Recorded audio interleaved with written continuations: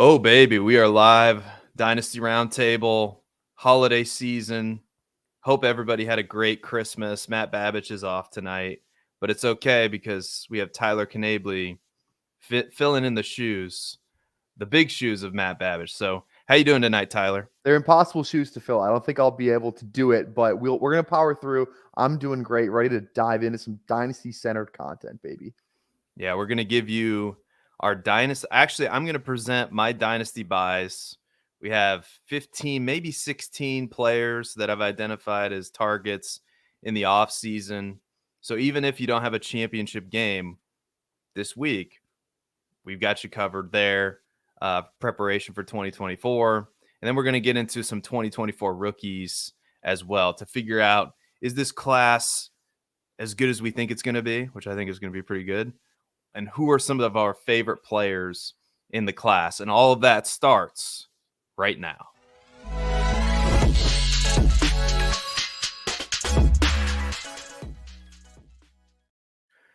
All right, so let's get right into it. 15 Dynasty buys for 2024.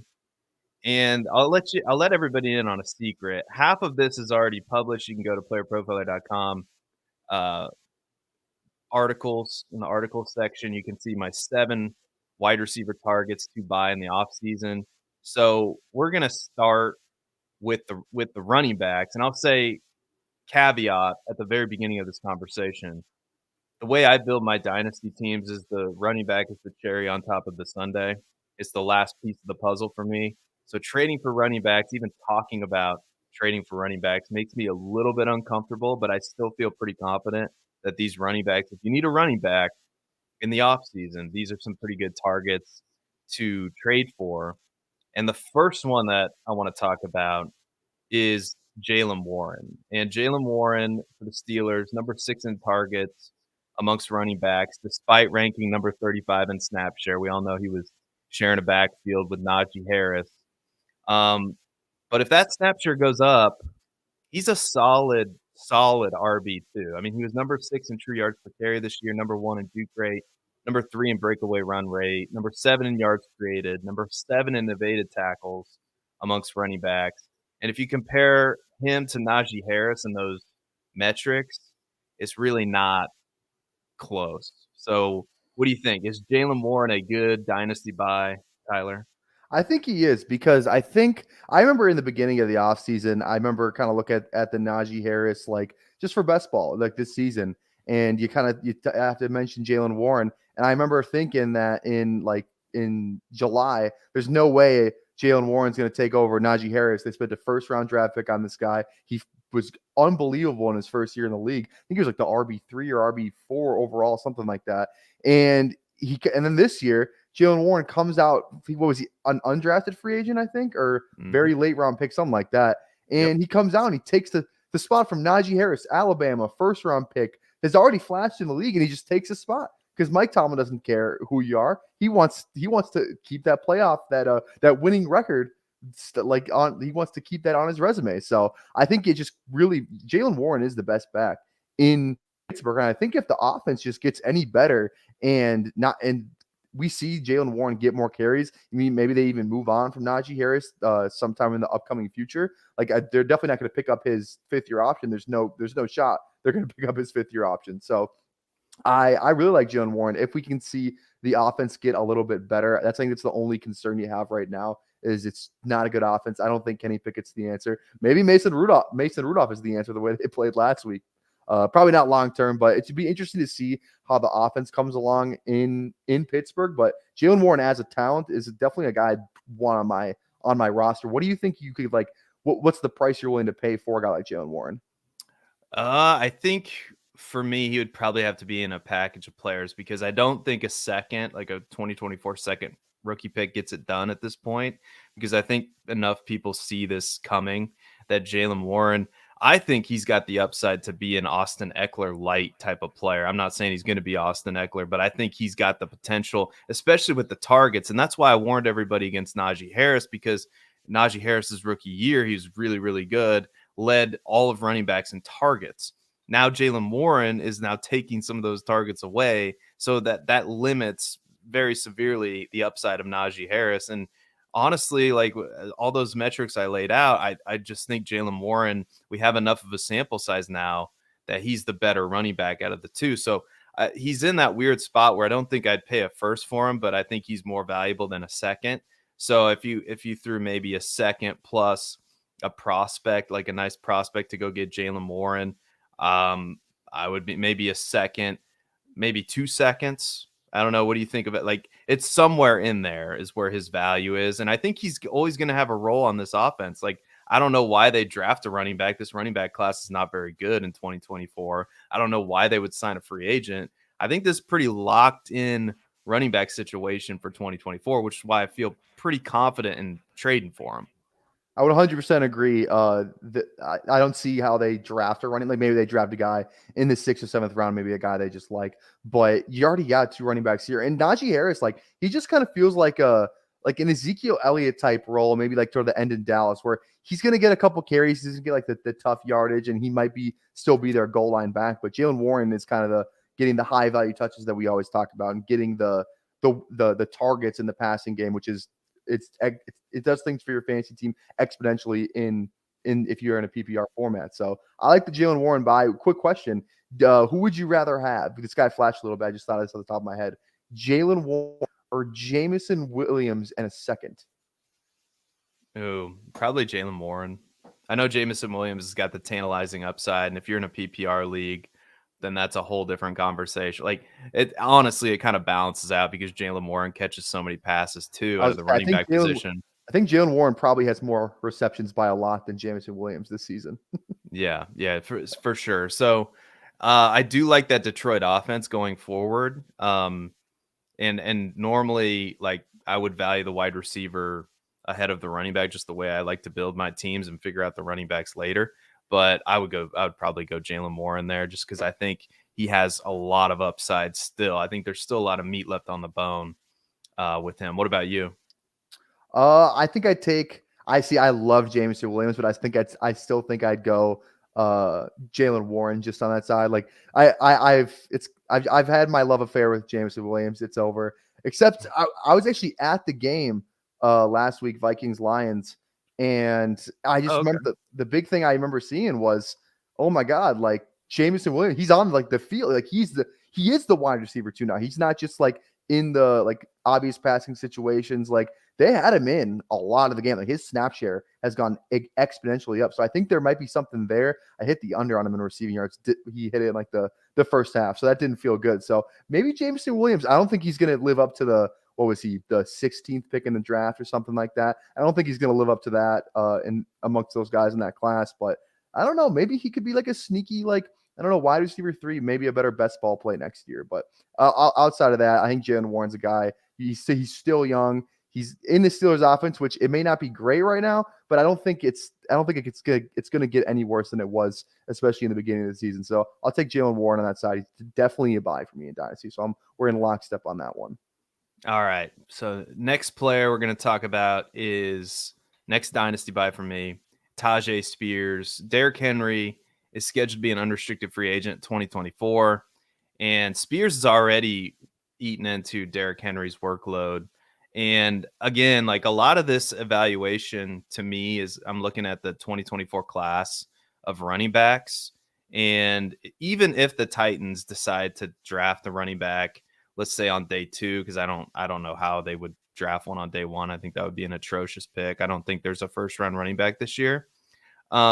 Spears is still going to have a role on this team. And if they don't bring in, like say they wait to day 3, Spears could be a legitimate bell cow. And I know he's got the same knee injury like that Todd Gurley had, but running back life spans, especially for a running back that was drafted in the 3rd round, aren't typically that long. And we're seeing some juice from Tyjae Spears. He's number 11 in targets amongst running backs this season. He's number 18 in true yards per carry, number 4 in juke rate, number 5 in breakaway run rate. And like I said, he's already eaten into Derrick Henry's opportunities. So what do you think about Tyjae Spears? Is that a good dynasty buy, Tyler? I'll try and disagree with you on some of these, but I absolutely love the Tyjae Spears one. It's you mentioned, I think the biggest thing is he's taking away like snaps from Derrick Henry, something that no running back in Tennessee has really ever done to this extent. He's doing it as a rookie. They're trying to get this guy on the field. Like he's pretty much put Derrick Henry's like dynasty value out of business. Like he is the reason that Derrick Henry is having like this down year. And you can maybe like say it's the age and it's the wear and tear, and he's just an older running back now. But I mean, is Derrick Henry like that much different than what he was last season? I don't think he's like just fallen off a cliff or anything like that. I think the offense is worse, but Tyjae Spears is legit. It's not just taking away, like, it's not like he's just getting passing work. Like there have been like a ton of games this season where he has outsnapped Derrick Henry. You don't do that by just getting passing work. So I really like Tyjae Spears. I think I actually have him as a comp later in the show. We'll talk about which rookie running back coming in the 2024 class I have comped to Tyjae Spears. But I think he's a great like just what we saw at Tulane, I think is what we're getting in the NFL. So definitely not a bust. I love Tyjae Spears. Oh, so yeah, like I said, and I don't think he's valued as highly as he should be, because for sure, definitely not. Like just looking at where he is on keep trade cut and all that stuff. I know that's not everything, but yeah. So I love Tyjae Spears. This next one, I might be a glutton for punishment, but I'm gonna go back to the Antonio Gibson well. but I just think Gibson has been on the bad side of this coaching staff that's going to be gone in 2024, and he's an unrestricted free agent anyway. And the NFL is going to let us know what they think of Gibson. But I think this is a low risk, high reward swing. These are the kinds of swings I like to take on running back. Gibson somehow ranks number 16 in targets amongst running backs, despite playing on just 44.9% of the snaps. And honestly, I'm surprised he even played that much like that. I was kind of shocked by that. And in the time that he's played, he's number 6 in yards per touch, number 2 in yards created per touch, number 10 in juke rate, and not bad, number 26 in true yards per carry. So it's just like Washington to not feature one of their more efficient players in Antonio Gibson. So what do you think? Antonio Gibson, good dynasty buy, or should we give up on Antonio Gibson? I can't get on board with you on this one. It's just there have been so many years. How long we've been spewing the Antonio Gibson propaganda? It's just been like he has the rookie year. He's great. He's like he just looks like uber efficient. Like he receiver to running back, and he just like he didn't even really. If you look back at the game log, he just had like a couple big games which inflated his stats. I think he had one against Dallas in his rookie year where like he had 2 touchdowns. I think there were 2 games against Dallas where he had like crazy games, and then he was like okay the rest of the time, and then he can't even be like, even last year couldn't really beat out Brian Robinson, who got shot in the leg, and he was that's right, forgot about that, and he still can't beat out Brian Robinson. It's just like Brian Robinson was the running back to own. I mean, he's been hurt the past couple weeks here, but for most of the season, Brian Robinson was the running back that you wanted in Washington. I'm just done on Antonio Gibson. I don't care where he goes. Like, where does he go that vastly like changes his like outlook? Like, yeah, maybe he goes to Kansas City or something like that. He becomes the third down back or the explosive back there. But I don't like Antonio Gibson's like his when he came in the league and after the rookie year, I feel like he's like that Tony Pollard type of player. He's not going to be the guy where you give him like 20 carries a game. He's never going to be that guy. His only kind of saving grace possibly could be that Tony Pollard 2021 role where he's like getting the high value touches, kind of like Tyjae Spears. But I don't think he's as good of a player as Tony Pollard was in 2021 or last year. I'm going to exclude Tony Pollard from this year just because it has not been great for the boy. But I can't see how Antonio Gibson gets there. He's been playing running back for what? This is his 4th year ever playing running back. So I can't get there with Gibson. I will not be burned again. Next year in my best ball portfolio, you will see 0% drafted Antonio Gibson unless he goes to like the Chiefs. Then I'm back in. Then you pull me in for maybe like 3% exposure. But other than that, I don't think I can't get hurt again. What the definition of insanity? Doing the same thing over and over again and expecting different results. That's what it feels like we're doing with Antonio Gibson. Yeah, Theo agrees with you. Theo's in the chat, our head of content here. It tells me to don't go chasing waterfalls. Said it's like, yeah, but it feels. I don't know. I don't think he's going to cost as much, and we have our producer Jay in the chat as well. Ton of good people. We'll get to your comments later on in the episode as well. But yeah, the Chiefs is ultimately the landing spot that I think would be perfect for him, being that Jerick McKinnon plus a nice compliment to Isaiah Pacheco. I think if that happens, the Chiefs effect takes over. Although the Chiefs offense this year is not typically what we're used to. So who knows if that would even save Antonio Gibson. But I'm still on the Antonio Gibson train. The next player we're going to talk about, be interested to hear your perspective on this. And a lot of the theory behind these running backs is the fact that the 2024 class is not projected to be very good at all. I don't think there's going to be a first round running back in 2024. Definitely no Bijan, definitely no Jahmyr Gibbs in this class. But I think Devin Singletary, while he's not been super efficient, and he's never really been a super efficient player, he's never really been a guy that jumps off the page to you. I think for that reason, some players are going to discount him. But what Devin Singletary's been able to do down the stretch, specifically since week 10, has been really impressive. He's put up 3 top 10 running back finishes since week 10. And there's a good chance the Texans add to their running back room. But once again, this is, like I said, this isn't a deep running back class. And there's a good chance that Singletary is this team's lead back in 2024. And I want pieces of this Houston Texans offense. And I don't think Devin Singletary is going to, I don't think I don't think it's a terrible, I don't think he's a terrible player. Plain and simple, he's been getting the job done. So what do you think? Devin Singletary, is this a good dynasty buy? I'm a little, I don't even know what to think about the Devin Singletary. What I think, if he is the lead back in 2024, then yes, you buy Devin Singletary. The only problem is we don't know for sure that he's going to be. I think it's really impressive that he did jump Dameon Pierce. Dameon Pierce gets hurt, and then he didn't. His job was not waiting for him when he came back because it was Devin Singletary's. And I think you see some of the Buffalo stuff, and he was really good in Buffalo. I don't think they really use running backs right in Buffalo. Just ask James Cook before Joe Brady took over as the OC. Like, it's just like running the ball, like, and establishing a running game was just not in Buffalo's DNA under Ken Dorsey. Like, it just wasn't. So I think we see Devin Singletary for what he is. He was never going to be like that pass catching type. He's a give him the ball 20 times a game, and he's probably going to make something good happen. So I'm with you on that. Devin Singletary probably is a pretty good running back, and if he is the starter in 2024, I'm all the way in.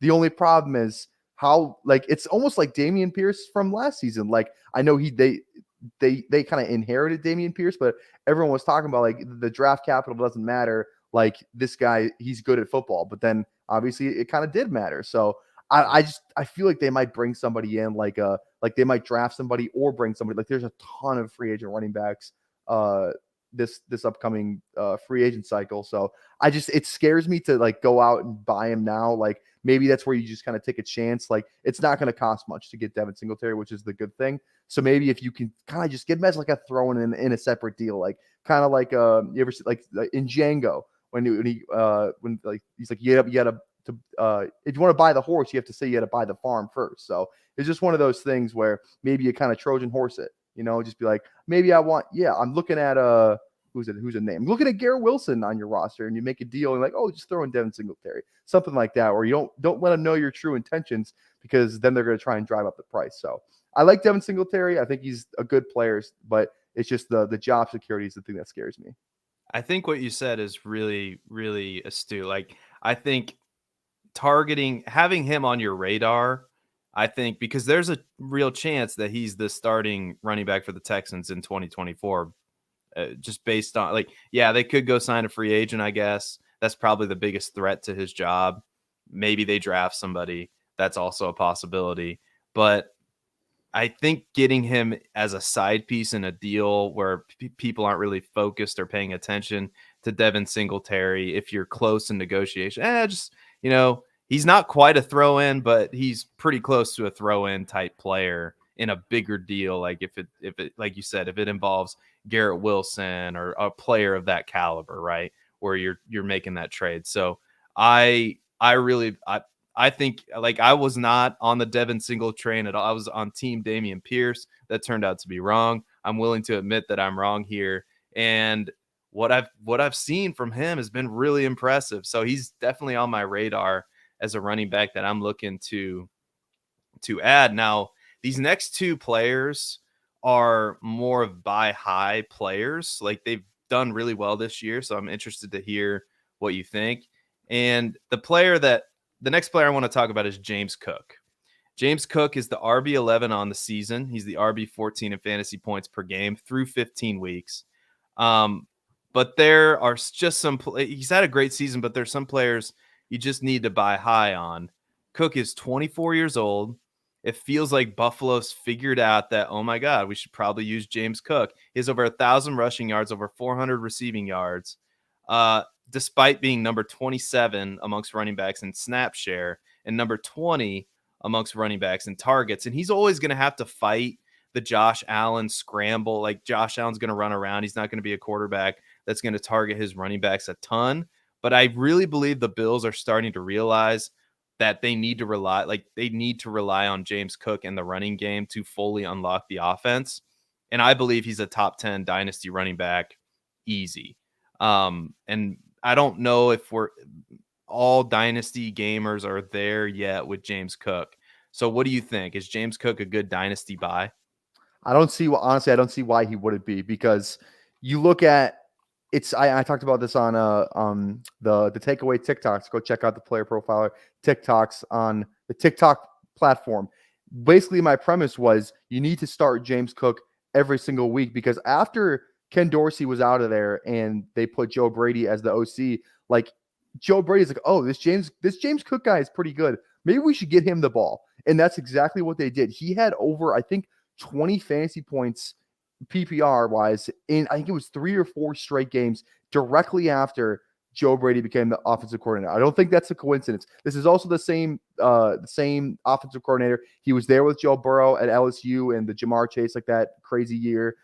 He was there in Carolina. Joe Brady got it was the DJ Moore, Mike Davis, Curtis Samuel, all those guys had over 1,000 yards, and Teddy Bridgewater was the quarterback. Like, this guy he seems like a pretty good offensive play caller. So I'm willing to buy in on Joe Brady. I'm willing to buy in on Josh Allen. Like, as long as James Cook is connected to Josh Allen, this doesn't feel like he's never. I don't think he's ever going to, like, again, he's not going to be the center of the offense ever while he's in Buffalo. But just all the high value target. It's going back to the Tony Pollard role. This is what he's going to do. He's going to get the ball in space. They're going to scheme up plays for him and utilize his abilities in the receiving game. So I think if we can just see this kind of just take off from here, where it's a continued trend of James Cook getting him the ball, making a concerted effort to get him the ball, not appeasing Stephon Diggs. And if he doesn't have 5 catches before halftime, like, he might get traded. Like, I think they're doing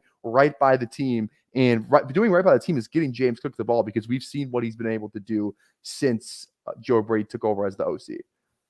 Yeah, I agree. I think he's one of the more electric players at the running back position in the NFL. I really do.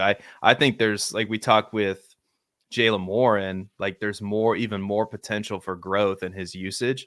I feel the same way for James Cook. I think they've figured something out, and I think it's really making a difference on their offense. I think as Josh Allen ages and doesn't want to take as many hits, they should rely on that running game more and more in the screen game, so Josh Allen doesn't have to move around as much as he's been running around this year. But as much as that's great for fantasy, like, there's a reality to these situations too, and I think that points to, James Cook is going to be utilized more and more in that Bills offense.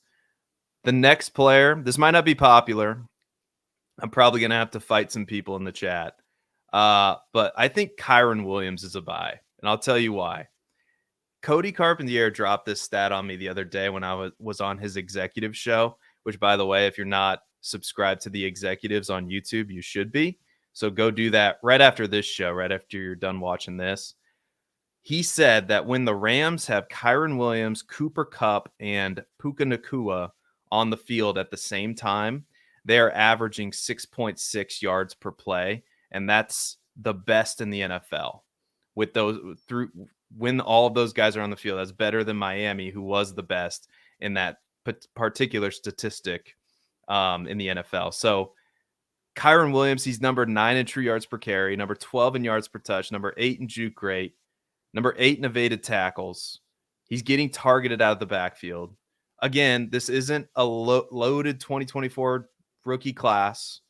The Rams might bring somebody in, but I think they've really found somebody in Kyren Williams. And you look at his snap share, number 1 in the NFL. McVay trusts him. I don't know why they wouldn't make this guy their featured running back again in 2024 with the way the offense is cooking right now. You could say the Rams are one of the hottest teams, if not the hottest team in the NFL. What do you think? Is he a good buy? I so badly want to get there with Kyren, and I think you could honestly convince me because I traded him in a dynasty league. I traded him straight up for Jackson Smith and Jigba right before he came back from his injury, and I felt like I pulled off the fleece of the century. And then he gets on the field and he puts up like 28 points. And I'm like, okay, it's one game. And then the next couple of games, he does it again. 100 yards, 25 carries. Just I'm officially getting worried that I was the one who got fleeced on that end of the trade.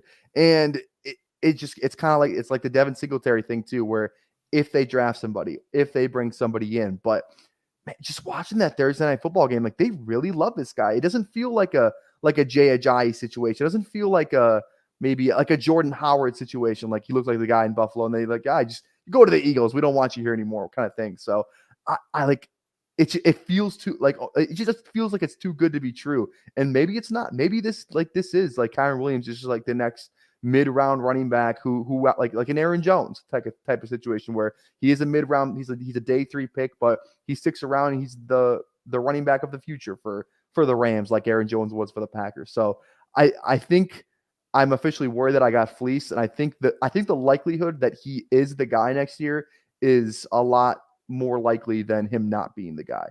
So I think I can get there with Kyren. The only thing that scares me is you're going to have to pay probably a first to acquire him, or that range of kind of picks. So it's not going to be a Devin Singletary situation where maybe a third or a second gets that deal done. Like this is going to be a first, and somebody honestly might even ask for more. So that's the only thing that scares me with Kyren. Yeah, I think if you're in a situation where I wouldn't go filling positions like honestly, I wouldn't go filling running back positions until like really late in your offseason process, like maybe a week or two before maybe a month, like somewhere in there, like before the season starts, because lots of different things can happen. I would just go after value. But yeah, if it's looking like he is the starting running back for the Rams, if the Rams don't really add anybody, the price is only going to go up. So it's risky. It's risky buying him right now, but I think it's a calculated risk that could really pay off as we get closer to the start of the 2024 season. So that's why he's on this list. And I don't think you got fleeced in that trade because I think JSN is also a good dynasty buy too. So I think he's going to have a more prominent. We're seeing JSN do some really good things as well. But the next running back and the last running back on this list, and it might be obvious, but I also think Bijan Robinson has been a victim of bad coaching and of rookie hype. I don't think he should have been a first round rookie pick, or not a first. Not a first. Let me rephrase that. He should not have been a first round redraft pick. He was getting drafted towards the back end of the first round in redraft and in best ball, but he has done some good things despite the questionable usage. He's the RB12 on the season. He's the RB19 in fantasy points per game. He's number 3 amongst running backs in targets. I don't see that number going down next season. Atlanta likely going to have a new coaching staff, likely going to have a new quarterback. All of that bodes well for Bijan Robinson, and frankly, all the members of this Atlanta offense. Kyle Pitts. I know people are sick of Kyle Pitts. Kyle Pitts, I think, is a buy. I love Drake London. If they somehow get Justin Fields, or if they draft, if they can trade up and draft one of the Jaden Daniels or Drake May or whoever they like, I think their quarterback situation's bad. Like it really is bad. That can be nothing but an upgrade. So I think there's so much room for not just Bijan, but these Atlanta skill players that I know nobody wants to hear about, like especially Kyle Pitts. But I think Bijan Robinson's a buy. What do you think? He's a buy. He's always been a buy. He's going to continue to be a buy. The only good thing that has came from this season for Bijan Robinson is you can get him at a discounted price right now. His price may never be this low again. And I'm a diehard Falcons fan. I have watched every single piece of content the Falcons YouTube page has put out for the past, I think, 3 years. Every interview, every whatever. I'm a sicko for the Falcons football. And I will tell you that the only thing that worries me is that Arthur Smith may be back next year. It came out. It was first. It was reported that he was going to be. He was well. It's like a reporter asked Arthur Blank about Arthur Smith's job, and normally Arthur Blank's like he's usually this guy where it's like, oh no, his job is safe. Like he's usually, even if it's not safe, he'll still say that it is, just to kind of keep appearances, whatever. But somebody asked him about it. This was before last week. He said something like, well, we'll evaluate it when it comes to the end of the season. Pretty much like it's not, if you're Arthur Smith, that's not a good thing to hear. Like it's definitely not great. But then a report comes out, I think yesterday, that it's like Arthur Smith will probably be back in 2024. So it's like I don't even know what to believe. If they lose these next 2 games, Smith is out of there. I think if they split them, I think if they lose to the Saints, I think he's out of there. But I don't know, man. I can't get. I've tried to defend Arthur Smith, especially at the beginning of the season, but I cannot do it anymore. I want him gone, and if he's gone, it's going to help because it's just like it's almost like the 31 of the other NFL teams. They're like, you know what's a really good strategy is get our guys the ball. Let's get our guys the freaking ball. Maybe not in Las Vegas with Devontae Adams, but pretty much every other franchise, get our guys the ball. And Arthur Smith's like, no, I'm going to get my guys the ball. And his guys are Tyler Algier, Jonnu Smith, and like Parker Hesse, like the 3rd string tight end. So it scares me. As long as Arthur Smith is the head coach of the Atlanta Falcons, Bijan Robinson will not be a top 5 running back. And I truly believe that in my heart of hearts, because he's going to give Tyler Algier the ball at the 1. He's going to give like Tyler Algier also like 15 carries because he doesn't believe in he doesn't think Bijan Robinson is Derrick Henry. And not a lot of people are Derrick Henry, but it's just it all comes down to Arthur Smith for me.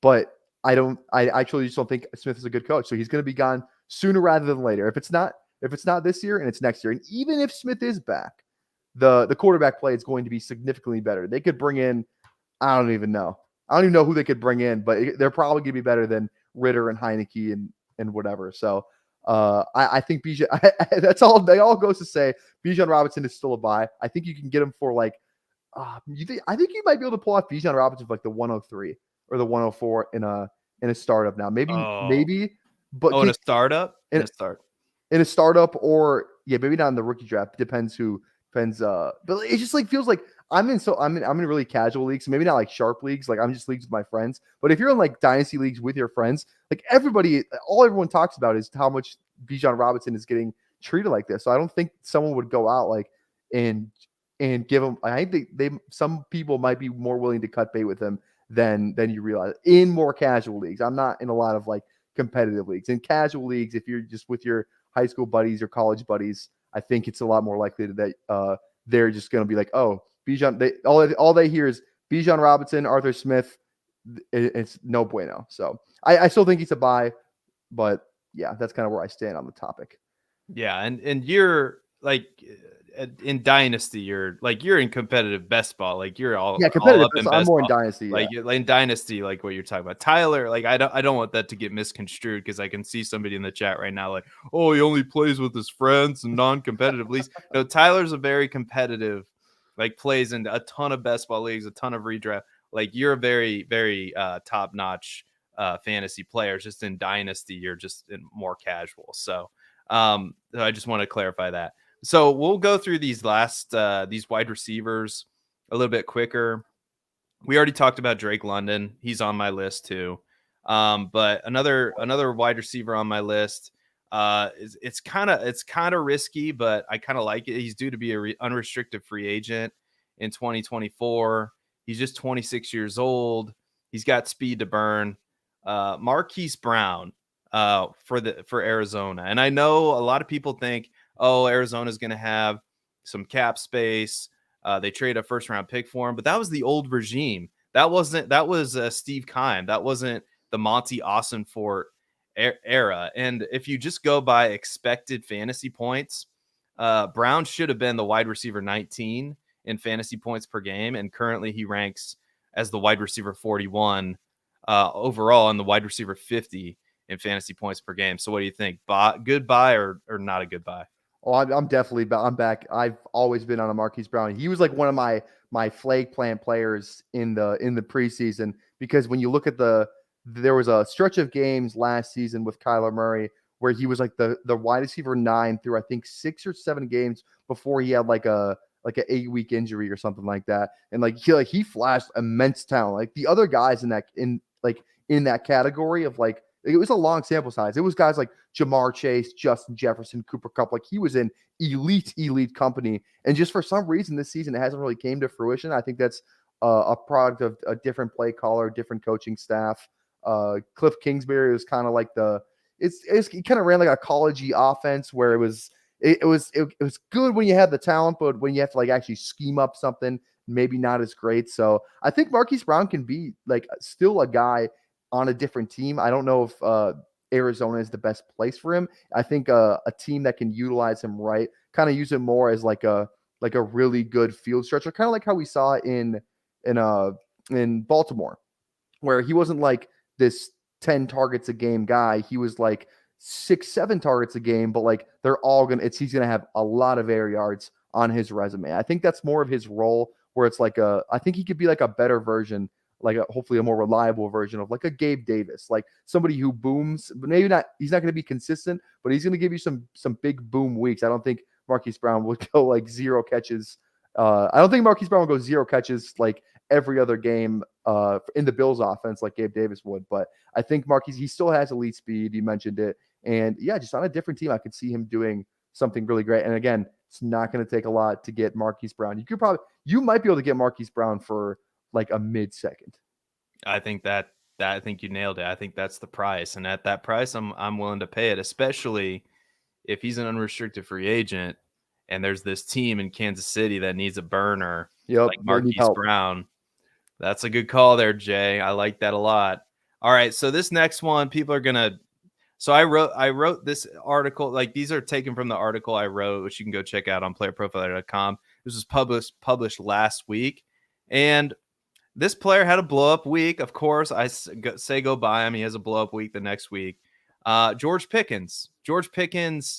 Let's face it, the Steelers' offense has not been very good, but this receiver, he's yet to turn 23 years old. He should have, just according to the numbers, like he was number 14 in deep targets, number 23 in air yards, number 20 in unrealized air yards. He's good after the catch, number 28 in yards after the catch amongst wide receivers. His expected fantasy points per game metric should have put him at 13.7 fantasy points per game. And this season, he's averaging 10.9 fantasy points per game. And he's the wide receiver 45 in that category. So what do you think? George Pickens, probably not as cheap now as he was before the big game, right, with Mason Rudolph. But is George Pickens a good dynasty buy? I think he is. And again, I'm trying to disagree with you, but like yeah. I'm kind of in on George Pickens because everyone, that the attitude concerns are there, but like we knew this coming in, like in the draft, it was like George Pickens, great frame, great talent, but he may not be the best teammate or anything like so. Like we knew this. Like this wasn't some big secret. Like this, we knew this coming in when he came into the NFL. And I just think as long as you keep him, it's kind of like Stephon Diggs, just keep him happy and he's gonna perform for you. Maybe Pittsburgh isn't the best place for him. He's probably gonna be there for a while. But like I said, the play calling from Matt Canada, the QB play from Pickett, like it cannot get any worse for these Steelers players, like the Jalen Warren we talked about earlier, and George Pickett. It's like it cannot get any worse. And like Deontay Johnson, he's not getting any younger. He's he's like kind of in like that mid. I think he's like mid to late 20s kind of thing, more later 20s. I think Deontay Johnson is. And but like George Pickens is their best. He's their best weapon in Pittsburgh. I don't think that's really much of a debate, and they just need to get him the ball. If they get him the ball, good things are going to happen. We saw Mason Rudolph; he got on the ball. Actually, Mason Rudolph's the only Steelers quarterback that he follows on Twitter, on Instagram now. He unfollowed Pickett. He had his time. He unfollowed Mitchell Trubisky. He had his shot. Now it's Mason Rudolph. It's the only Steelers quarterback that George Pickens follows on Instagram. So I don't know. I don't know if that says anything, but the Steelers got to figure something out at quarterback. Maybe Russell Wilson could be headed. That just feels like a Steelers play as they just go out and they sign Russell Wilson for like, I don't know, 20 a year, something like that after he gets cut in March. Oh my God. Breaking news if you didn't know, that somehow they wanted Russ to sit because of the contract, and that got apparently, so not according to me, according to Diane Rossini. Yeah. That got heated, and now Russell Wilson looks like he's going to be cut in March after they just traded for him a few years ago. Crazy stuff. But yeah, I think the Steelers, I think it's time to move on from Kenny Pickett. I do. As I had high hopes for Kenny Pickett. Looked like he really showed some moxie towards the end of 2022, but 2023 has not been very good at all. So I think they do upgrade their quarterback situation somehow, whether that's in free agency or the draft. Who knows what's going to happen? But for that reason, I like George Pickens. This one might not be conventional in the sense, but again, another player that had a big blow up game after I wrote about him. Terry McLaurin. Terry McLaurin's older, so he's probably not going to cost you as much. But he had a sensational Week 15 performance with Jacoby Brissett in there. But I think he's another receiver worth buying. He ranks as the wide receiver 30, wide receiver 36 in fantasy points per game. That's probably a little bit higher now. He ranked number 14 in unrealized air yards, number 17 in targets. But he had one of the worst catchable target rates amongst wide receivers. He was number 76 in that category of catchable target rate from his quarterback. And my guess is that the Commanders are going to be this team that's probably going to move on from Sam Howell. They're going to look for free agency. This could be another landing spot for Russell Wilson, and that would be good for McLaurin, I think. So what do you think? Terry McLaurin, also, he should have been a lot better in expected fantasy points per game, according to all the metrics I just mentioned. So do you think Terry McLaurin's a good dynasty buy?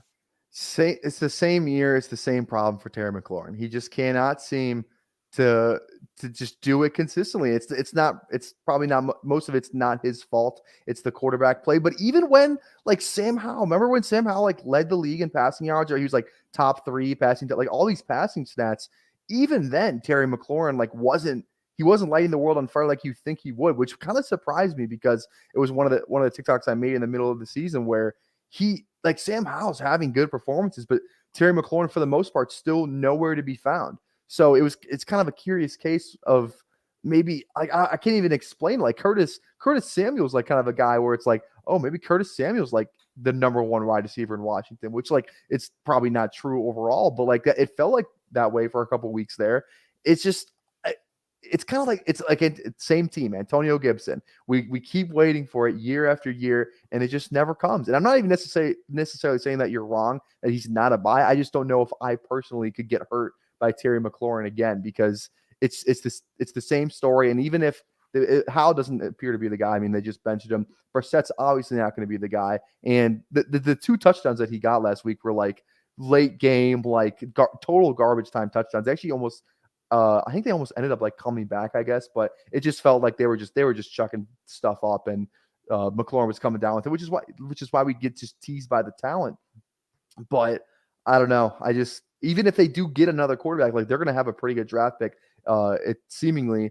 But even with the rookie quarterbacks, you just never know. Zach Wilson, 2nd quarterback overall drafted, sucks.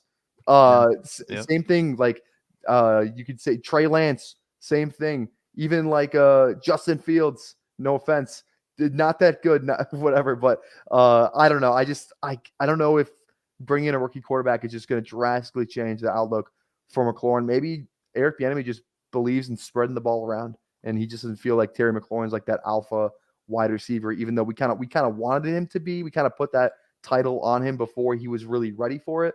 But I don't know. I'm more of a hold situation with McLaurin. I'm not saying you can't absolutely buy him, but I don't think I could do it personally right now. Fair. That's totally fair. This one I think is a layup. Personally, I think it's a lot like the Bijan Robinson conversation. Garrett Wilson, he's yet to turn 24 years old. He's had a very similar issue to Terry McLaurin in that he's never really had consistent good quarterback play. He was supposed to have it this year. But he ranks top 5 in a ton of metrics that we care really much about. Number 5 in air yards, number 5 in targets, number 5 in deep targets, number 3 in unrealized air yards. And again, a catchable target rate from the quarterbacks. He's number 66 in that category amongst wide receivers. 67.2% catchable target rate is no bueno. And he should have been a lot better. He has one of the most discrepancies that I've found in his expected fantasy points per game. He should have been the number 5 receiver overall in expected fantasy points per game. He should have scored over 20 fantasy points per game, and instead he's ranking as 13 fantasy points per game. He scored 13 fantasy points per game on the season instead of that 21.3 mark. The Jets are likely going to have Aaron Rodgers in 2024. I'm guessing. I think he's probably going to be valued right about where he was last year, but I still think he's a buy. What do you think? We were absolutely robbed of the like you said, the top 5 wide receiver like season from Garrett Wilson when Aaron Rodgers goes down. We were robbed of it. It's not fair, but that's why next year it's just going to feel that much better because it's going to come next year. We are going to see the Devontae Adams, Aaron Rodgers type relationship with Garrett Wilson and Aaron Rodgers when he comes back. Aaron Rodgers is going to play football again, and when he does, it's going to be fantastic for Breece Hall. It's going to be fantastic for Garrett Wilson. I truly believe that Garrett Wilson he may be one of like the top 5 most talented receivers in the league, but no one knows it because he's got Zach Wilson and Trevor Siemian throwing the ball. Why the Jets didn't bring Joe Flacco back in, we will never know. They probably we may have seen Aaron Rodgers this season if they brought Joe Flacco back in. Like they had this guy in house. They've seen what he did, and he was pretty good for them. The first 3 weeks of the season last year when he played. I don't know why they didn't bring him back in because he knows the offense. Like whatever. That's a completely different story. But I am 100% with you on Garrett Wilson. I don't see how he doesn't have it. Like the floor feels like a top. Like if he doesn't finish as a top 12 fantasy wide receiver, I will be shocked. I will come back on this show and I'll do some sort of punishment. Like I'm willing to put my name and a punishment on the line if he does not come back and score top 12 wide receiver in average points per game. I will do something. I don't know what it is. Maybe we can put a poll on Twitter, but I am so in on Garrett Wilson next year. I've never been so in, and he reels me back in. So give me all the Garrett Wilson I can handle. I think I have him on. I'm in a lot of dynasty leagues. I think I have him in over half. So give me Garrett Wilson. He is the guy. Yeah, it's one of those cases where I think I was wrong, even though I was right, because I was kind of anti Garrett Wilson before the year started because I didn't think that Aaron Rodgers, and we still don't know what Aaron Rodgers is going to do. I think people were just going overboard with Garrett Wilson, but now it's come down a little bit. His values come down too much to where he's not, he's fallen like in the mid second round in Superflex rankings according to Keep Trade Cut, and I think that's too low. So that's where I'm at on Garrett Wilson. I do think like anything has to be better than the quarterback play of Tim Boyle and of Zach Wilson this year. So Aaron Rodgers, if he can step in and be like, I think he'll be 100% better than that. So I'm with you there. So these next few, we'll just go rapid fire. We have 4 more. I have 4 more players on the list. Elijah Moore I have as a buy. He's young. He's with the Browns. A lot depends on Deshaun Watson, but what do you think of Elijah Moore? I don't really care about Elijah Moore that much. I don't think he's going to move the needle for you in Dynasty. Like it's cool that he's kind of doing stuff with Joe Flacco now, but Joe Flacco's not the answer there. It's going to be it's got to be Deshaun Watson. They gave him all unlike Russell Wilson, like Deshaun, he's stuck there. How much fully guaranteed contract, largest contract ever. So Deshaun is stuck there, and I don't think it wasn't right with Elijah and Deshaun. Like, it just wasn't there. So I'm not really sold on Elijah Moore. I get that he kind of flashed the Jets. He's flashed with Flacco a little bit, but I can't get there right now. All right. Fair. Jacoby Myers, I don't know how this is possible, but he is currently the wide receiver 26, wide receiver 25 in fantasy points per game. Keep Trade Cut ranks him as the wide receiver 46 overall and the number 30th player overall, 130 overall. And I think he's going to be a member of this Raiders passing attack for at least the next couple of years. And I think he's a really good player. And I think he's a solid wide receiver 3 depth piece to have on your contending dynasty team. What say you? 100% agreed. Jacoby Myers, he could be the wide receiver 1 for the Raiders next year. Devontae Adams could get traded. Like, I don't see Devontae Adams sticking around. It doesn't seem like he wants to be there all that much, especially now that he's not getting the ball. Like, why would Devontae Adams want to stay? I don't think he wants to be part of a rebuild at all. I think the Raiders can get something for him as well. I don't see why they wouldn't. So definitely in on Jacoby Myers again. Like you said, you can get him for dirt cheap. Like, he's not going to cost you anything. So go get a little Jacoby Myers in your life. So I've got a quarterback and a tight end to round out what is 16 players, not 15, like it says in the show title. But at quarterback, and I try to pick a guy like, oh, go buy Patrick Mahomes. Like, I'm not going to give that advice, because Patrick Mahomes is still, even though he's having a bad year, he's still, probably at least 3 rookie first round picks minimum to get him, plus some extra. But Baker Mayfield, I think, has a real future with the Tampa Bay Buccaneers. As crazy as that sounded before the year started, he is the quarterback 11 in fantasy this season, quarterback 15 in fantasy points per game. He's put up 7 top 12 quarterback weeks. He ranks number 8 in pass attempts, number 3 in deep ball attempts, number 2 in air yards, and number 9 in money throws amongst quarterbacks. And it really feels like if it's not with the Buccaneers, it feels like Baker Mayfield has a Kirk Cousins-like role in this league. Yeah, he's not a top echelon quarterback, but if he's your quarterback 2, quarterback 3 on your Superflex dynasty team, that is exactly the perfect spot for him. What say you?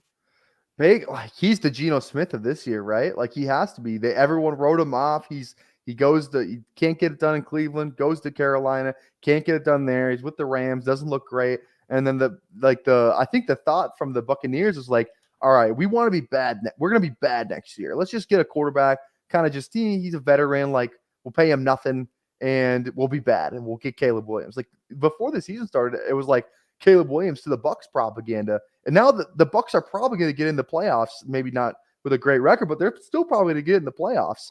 And it's Baker Mayfield's season all over again. It's everything you loved in Cleveland in his rookie year, maybe his second year in the league. He's got elite weapons, and Evans, who I think is a free agent after this year, so we'll have to see what he does there.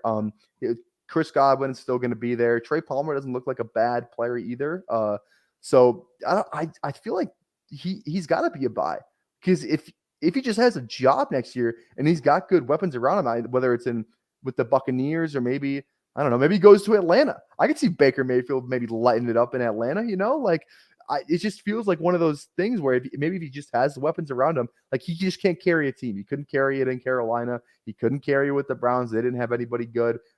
Rams, no Cooper Kupp. They had nobody good there too. Maybe he just needs a good team around him, and he can be good. Like, same thing at Oklahoma. A lot of talent there at Oklahoma. Like, maybe he just needs the pieces to fit in. But if Baker Mayfield is either A, playing for the Bucs, or he's playing for another good team that has some weapons around him, I think he belongs in this league, it looks like. So yeah, Baker Mayfield's a buy. All right. So, and I'll give everybody a tight end for the last one. And I know 2023 has been super inconsistent for this player, but he had a really, really good rookie season. I think he was a top 12 tight end his rookie year. And we're going back to the Pittsburgh Steelers and Pat Freiermuth. In 2022, he was number 5 in targets, number 4 in air yards, number 9 in yards after the catch amongst tight ends, number 4 in unrealized air yards. And again, a lot depends on what the quarterback situation is going to be. I think they're probably going to look to move on or improve that position. I don't think really they have a choice. But even this season, Freiermuth put up a tight end 1 week and a tight end 8 overall week, and he's just 25 years old, and it feels like nobody's talking about him as a potential top 12 tight end. Trey McBride has just soared up the rankings. I think he's tight end 3 according to Keep Trade Cut. Nobody's talking about Pat Freiermuth because of the season that he's had and the offense that he's in, even though he's put up a tight end one overall week. So what do you think? I don't know with Pat, man. It's like great rookie season, but that was with Big Ben. So it's kind of like Big Ben inflated everyone's stats, Najee Harris especially. So I don't think he's like that rookie year type of guy. But like you said, tight end 1 week, tight end 8 week. But it's just, I think if you just accept Pat Freiermuth for what he is, he's a spike week player. He's a player he's not going to I don't think he's going to give you 5 catches for 60 yards every week. That just doesn't feel like what he is. It just feels like he's just going to have these big boom weeks. Like in his rookie year was the touchdowns, insane amount of touchdowns. And that's kind of like, he's like, oh, like in the red zone, like Pat's our guy. But I don't know. Like, it doesn't feel like there's a lot of young tight ends right now. So I think that in terms of the price of what you could get for Pat Freiermuth, like he's kind of like going under the radar because like everyone's talking about Laporta, McBride, Dalton Kincaid, and just all those type of players. So I think Pat Freiermuth's flying under the radar. You could like, what's a price you'd be okay buying Pat Freiermuth for? Oh, I think you could get him for a second round rookie pick. I really do. Like even in a tight end premium league, because I think the shine's off, and those are some of my favorite players to buy to take the risk in acquiring. You know, and I think Pat Freiermuth falls in that category. Maybe you might need to throw in a third. Like I think a second and a third gets it done. I do. Especially as you get closer to your rookie draft. And, you know, this isn't a super deep tight end class either. I mean, you have Bowers and you have, I can't remember the kid from Texas's name, but he's up there. You have those 2 tight ends in this class. Maybe somebody's targeting that kid from Texas in the second round. I don't like things can happen. Like you can make these moves. I'm telling you, like, so I think it's possible that, you know, a second and a third could get it done potentially. Oh, 100% agree. So we want to answer some of your questions in the later part of the show here, but that's our 16 buys. We had a good discussion there. We're going to give you an informative segment from the Podfather. Underdog season is wrapping up. I know Tyler and I got some teams still alive, so hopefully you do too. But here's a message from the Podfather and Underdog. It has been 2 years since Josh Larkey paved the way for fantasy gamers to start expecting positive returns from pick'em games, specifically Underdog pick'ems. And how do you do it? Well, you look at the slate and you find a great shootout or a sneaky shootout. You also look for a shit show game. 3, 4, 5, 6 guys in one game. That's right. You can do it. You can do it. And you can 100x your payout on Underdog. Think about week 1. Jets-Bills was a shit show. Did we see the Aaron Rodgers injury coming? No, but we knew the Jets have a good defense. We knew the Bills have a good defense. Why not expect the worst? And the worst is what we got.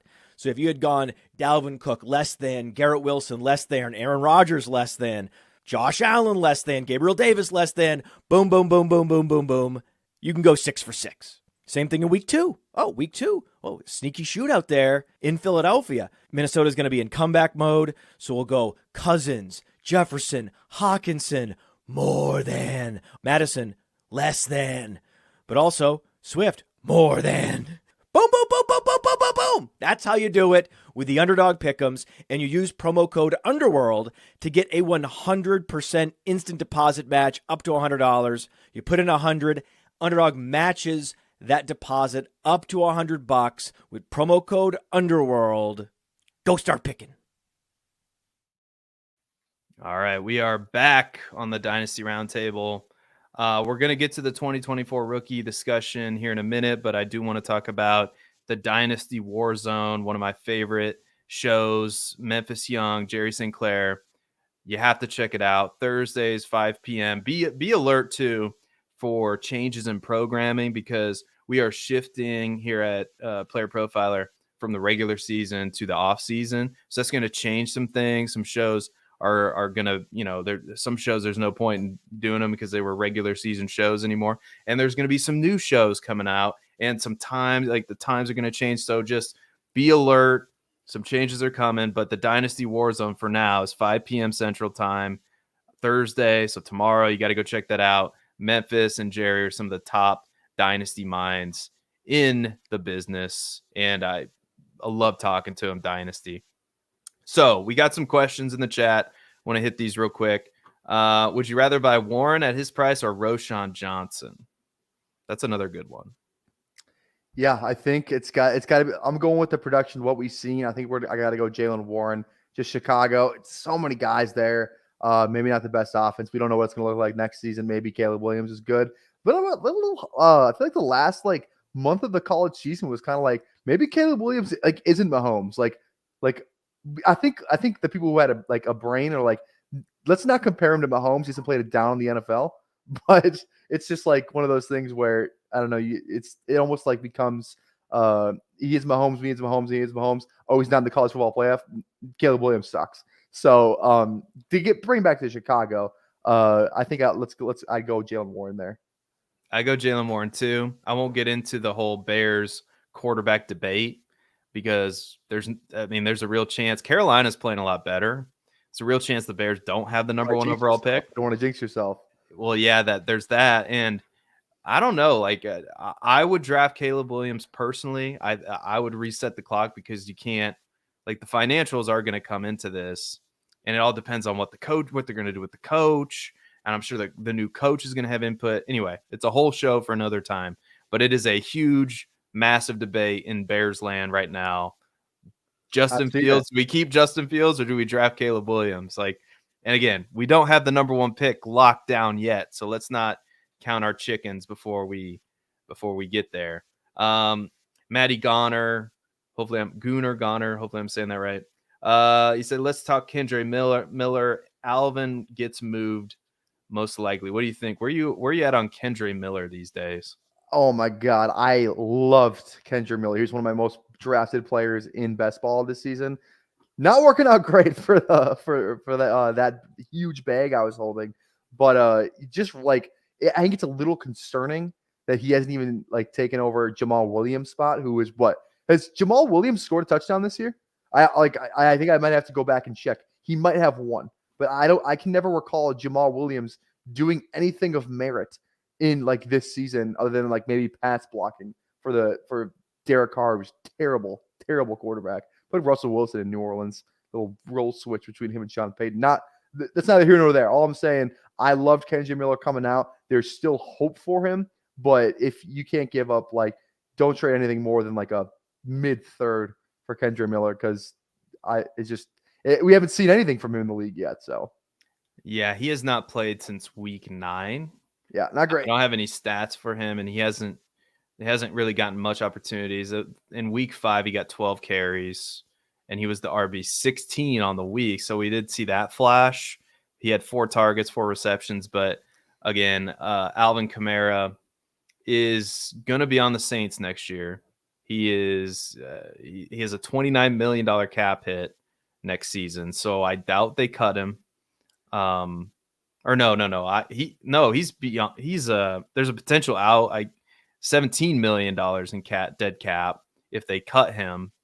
And he has an $18 million, but he signed through 2025. But here's not the thing. I guess they could get out of it, but I don't know, man. The Saints are you'd have to fact check the number, but they are they are in debt after this season. Oh yeah, it's over $100 million. I'm pretty sure they are over the cap. They are they have to cut.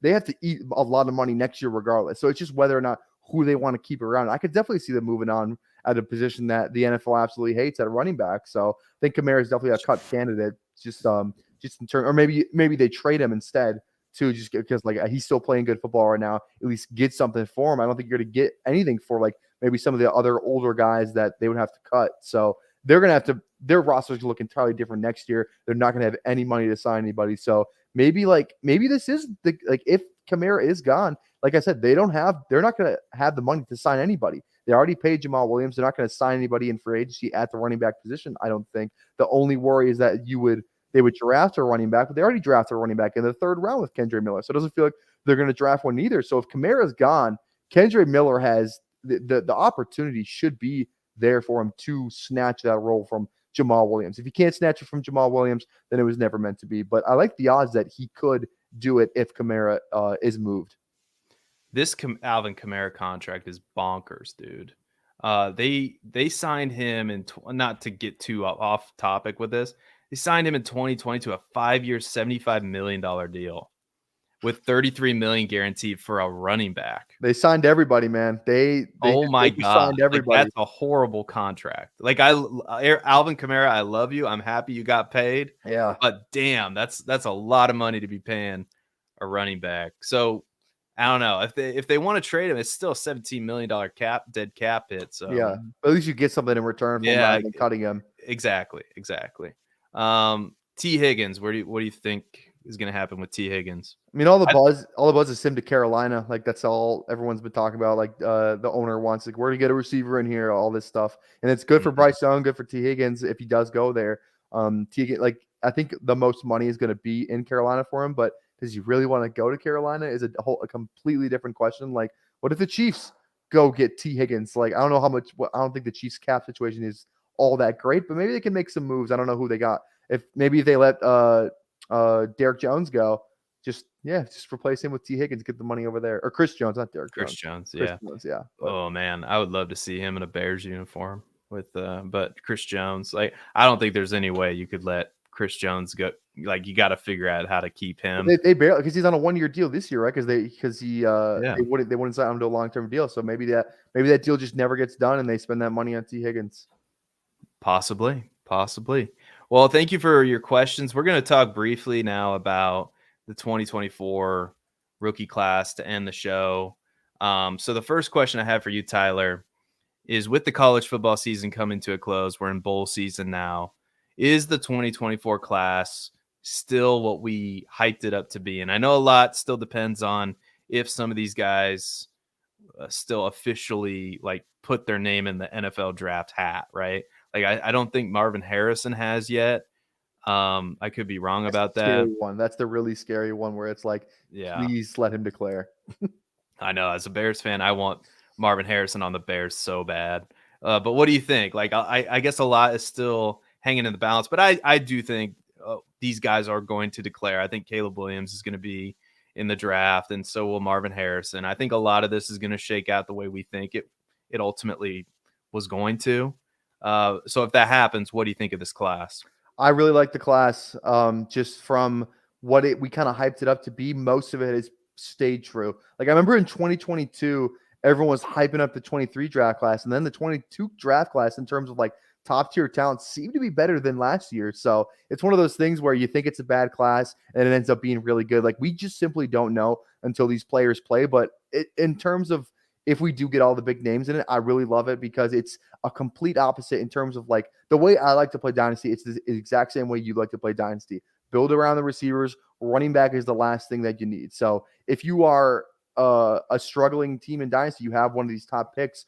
This draft is littered with the building blocks that you should be playing in Dynasty. It's littered with a bunch of quarterbacks, a bunch of receivers, and the receivers are a lot different from the 23 class, where the 23 class of receivers was a bunch of slot small guys who are really good at football. This class is filled with a lot of guys who are really good at football, but there's a lot of X receivers, a lot like higher upside players like Marvin Harrison, like Keon Coleman, who a lot of people love, like Malik Neighbors, who a ton of people love Malik Neighbors. So it's a completely different class in terms of like the physical stature of the receivers in this class, which I think it's a nice change of pace from like the Tank Dells, the Josh Downs, the JSNs, the Zay Flowers, like guys who are good at football, but they can't command targets the same way that like a Marvin Harrison or Keon Coleman maybe. I know he's a very controversial prospect, but overall, love the class. The quarterbacks are great. You got great tight ends with Brock Bowers. The receivers are great. It's just the running backs where it's a little spotty. We're probably not going to get a first-round running back in the real NFL draft.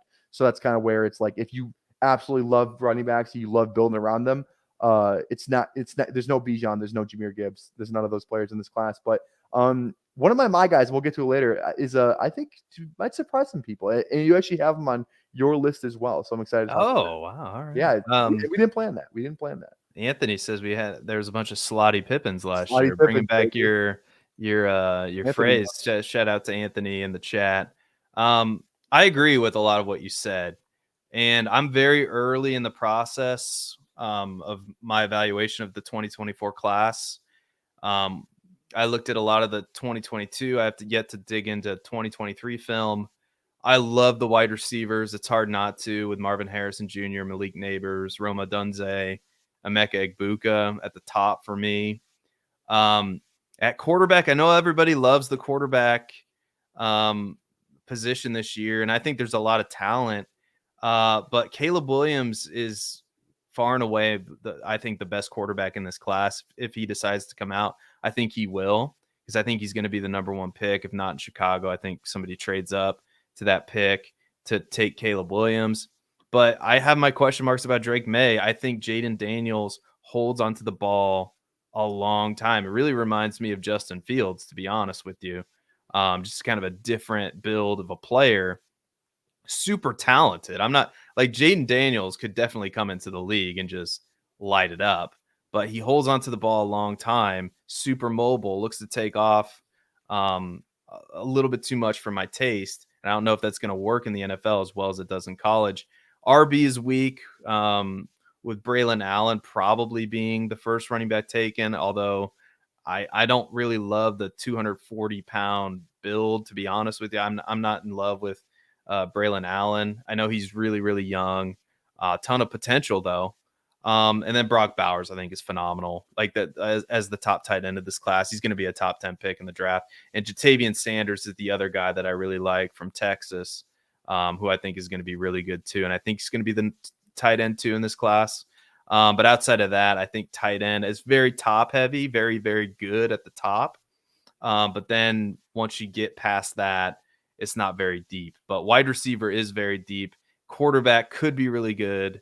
And then, running back is weaker, and tight end is top heavy. So who is your my guy of the 24 class? Like you kind of hinted at it earlier. Who is your my guy of this class? It's got to be Trey Benson, baby. Trey Benson from Florida State. I think he could get second round capital, maybe not first round, but he's again. I'm not the college scout that maybe Cody might be, or like a lot of other people might be, but just very preliminary. Trey Benson's my RB1 just over in Travion Henderson at the moment. He's listed at 6'1", 215 on like the school site. He's listed at like 223. It's always fun to see like where these guys weigh in at. Like we don't really know until the combine, so the weight, take it with a grain of salt, but he does look 215 when you just see him like on film. We don't have an official 40 time yet, but I'll bet my life on it. I feel as confident as I did with the other top 50, the Garrett Wilson thing that I was talking about earlier. This guy is going to run in the 4.4s. I will put my life on it. You watch him on film, he's going to run in the 4.4s. He is a breakaway type of speed. Like it's legit. He's not, people like to say breakaway speed a lot. This guy is legit. Like every time he touches the ball, it could be a home run. He had 1,100 total yards this season, 20 catches, so maybe not like the greatest pass catcher ever, but he can catch passes, 5.8 yards a carry, 6.4 the year before. And just like the way he runs and like the build, the weight, the speed, it kind of just reminds me of Kenneth Walker. Kenneth Walker is my comp for him, just in terms of like a physical profile and just the way they play. They're not really like the shiftiest guys. Like Kenneth Walker isn't like a make you miss kind of guy. He's like he's like a one-cut runner. He's either going to the house or he's gonna run you over. Trey Benson finishes runs. He doesn't do like all that running out of bounds stuff. He wants to run through you or run in the end zone. It's kind of like his two things that he loves to do. I absolutely love Trey Benson with the right team. I think he could be a legit difference maker in Dynasty. I think, to me, I know the college production hasn't been there with some of the other running backs in the class. I don't know what's going on with Travion Henderson. Last time I checked, he might go back to school. Yeah. I don't know exactly what's going on. I don't think anything's official with that. But he would be my RB1 in this class because he kind of reminds me of a little Marshawn Lynch. But I love the Trey Benson pick because Trey Benson right now is sitting at my RB2 if all of these guys decide to come out like in this class. Because like I said, I'm not as big on Braylon Allen as some other people. Blake Corum, same story. Like I'm just not there with but Trey Benson to me is one of the rare running backs in this class that does have the juice that you're talking about. Like he's got legitimate wheels, 4.37. He's on record as running that. I know the stopwatch is a little the hand's a little quick on the trigger in some of those, at some of those high schools, at some of those colleges, but he looks really good. And I know, like I said, the college production is not quite what we want it to be, but he's on my list too, because I think he's got a lot of the traits that you look for in just an explosive running back at the NFL level. So I like that call. I've got a couple guys, and I know I have a guy who I really like and a guy that I like and I'll be pulling for because I think he's a really good dude. Jermaine Burton from Alabama at wide receiver looks really, really good on film to me. Like, gets separation. He's got good speed. I think he runs like a 4.3, 4.4 somewhere in there. So he got good speed, good size. At 6'1", 200 pounds. So I like Jermaine Burton, and a guy that I'm going to be polling for. And I couldn't hardly believe it when I looked up his injury. His injury was just awful and gruesome. Is Jordan Travis, the quarterback from Florida State. To me on tape, and I know he's been playing college football for 6 years, he looked really good. Like, he looked elusive, mobile, good arm, good decision maker, had I thought, a really good season up until the injury. And so it's just a guy that's probably going to go a lot later than the Jaden Daniels, who's rumored to be a top 10 pick, or Drake May, or obviously Caleb Williams. He might even fall into the second, third round. But I think he's a good developmental player for a guy to take a chance on. And even though he's been in college football for 6 years, he's still just 23 years old. He's going to be 24 by the time the NFL season kicks off in 2024. So definitely a guy that I think could be molded into a really, really good NFL quarterback if he gets the right situation. And that's kind of what the NFL draft is. Like, there's all sorts of guys out there who could fit a scheme better than others. And this year, like you said, there's a lot of pass catchers, a lot of wide receivers that are bigger and more physical guys. Like, obviously, Malik Neighbors 6'1", 188, but Rome Odunze, 200 pounds, Buka, 200 pounds, Harrison, 6'3", 200 pounds. Yeah, Coleman. Coleman is a bigger guy. Xavier Leggett, 227 pounds, runs 4.29. I don't know what to think about that guy yet from South Carolina, Xavier Leggett. Yeah, oh yeah, for sure. He's a freak, but he's only got 1 year of college production, so I have more work to do on him. Our guy Jay is bringing up Troy Franklin, another guy with just burst, 6'2", 170 pounds. Xavier Worthy, 4.2 speed, a little bit like a throwback to last year, a little smaller receiver. But there's receivers all over the place, man, with elite traits. It's crazy. It's like college football saw what was going on in the NFL, and these players are like, I want to play receiver. So some of the best athletes are transitioning to receiver, and it's exciting, man. It's just kind of we're going to see it, I think, on draft night. We're going to see oh my God, Xavier Worthy went that high. It's just going to depend on what NFL teams need and what they want, what they see the role for certain players being. If they want a slot receiver with some speed that can play outside, maybe they go Xavier Worthy over a guy that we think should be drafted higher. Who knows? I mean, I don't know, but I think this class, especially at receiver, is one of the best I've ever seen at receiver. I have my questions at running back, quarterback. I think Caleb Williams could be really, really good, but I think it's a really good class overall with a lot of potential. Love it. I got one more player real quick. I know we're already over on time, so I'll go really fast. If you love Tyjae Spears, you are going to love Bucky Irving, running back out of Oregon. Was at Minnesota, transferred to Oregon, and he's done nothing but excel. He had 1,400 plus total yards this season.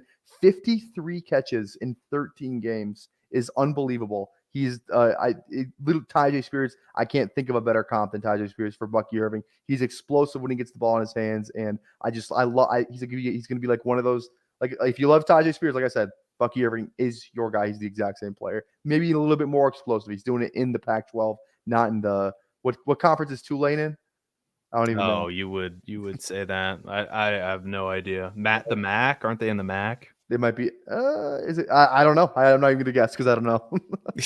I think they're in the MAC, but I could be wrong. Yeah. All right, that is gonna do it for us. Tyler, what do you have to plug, man, before we get out of here? Just the Twitter at PPR Tyler on Twitter. I'm gonna be doing some underdog drafts. As soon as they open up in February, you're going to see me doing underdog drafts. It's going to happen. I cannot wait for. I just can't wait to start drafting again. It's like I haven't drafted for a while, and I need to scratch that itch. I need to get back in the underdog best ball streets. After, of course, I take down the Chihuahua Superflex this Sunday. Make sure you're there. It's going to be one for the ages when I take down 30 grand. So I don't know. Just saying. Yeah, and I can't wait to take down the Dalmatian too, which I'm still in the hunt for in the finals. Going to be pulling for the Detroit Cowboys stack. I got a little Jared Goff. I'm on Ross St. Brown, Jahmyr Gibbs, CeeDee Lamb. So I'm going to be pulling for those players. We'll see. Anthony, Conference USA. It could be Conference USA. That sounds right. That actually sounds like the right answer. I'm going to look it up when I get out of here. But thank you to everybody in the chat who stuck with us this long. We really appreciate you guys. And if you want to do me a favor and yourself a favor, be tapped in the off season. Go to playerprofiler.com. Check out the articles. Tyler's going to be writing. I've already written some. We just have an off season. Like, I'm really excited about this off season for Player Profiler because I think, we're doing some things and figuring out some things as a company that you guys are really going to like. So be tapped in for that. And go follow me on Twitter at Seth_DIEWOLD. Editor at playerprofiler.com. That's what I do. So until next time, thank you so much, Tyler, for joining me. Nobody cares about Aaron Rodgers, and we'll see you later. Bye-bye, everybody. Have a great night. Hey, I want to take a moment to thank you for tuning in. It's important to me that all of our media be free. This is only possible because of you, allowing a true independent sports media enterprise to thrive unlike any other in the business. So please subscribe to the All In Package to continue to make all of this possible, to ensure that all of our stats, information, data, content is available to you, especially you, the people that get the site and get the show.